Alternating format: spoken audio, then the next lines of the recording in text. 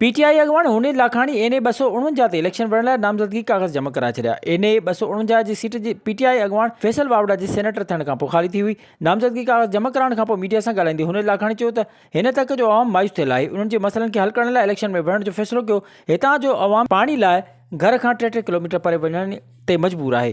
Road रस्ता तबाह थियल आहिनि, सिहत जी सहूलियत बि मौजूदु न आहे। हुन चयो त कराची शहर ऐं हितां जे शहरनि सां मुंहिंजी दिली मोहबत आहे ऐं ख़्वाहिश आहे त हितां जी अवाम जी ख़िदमत कयां, पर उहो तॾहिं मुमकिन आहे जॾहिं हितां कामयाबी माणे ऐवान में पहुचां।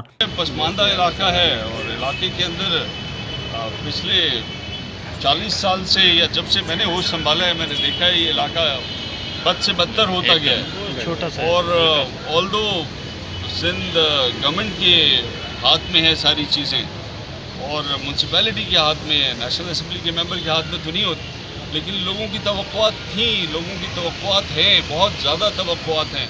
पूरा उतरने के लिए ज़रूरी ये है कि आदमी को कम से कम अपने पर्सनल लेवल से पर्सनल कैपेसिटी में जितना कर सके करे। हुनीद लाखाणी वधीक चयो त असांजी नीयत ऐं इरादा साफ़ आहिनि। मुंहिंजी कोशिशि आहे त कामयाबी माणे तक जे अवाम जी ख़िदमत करियां। विज़िट कयो अवामी आवाज़ मीडिया ग्रुप जी वेबसाइट awamiawaz.pk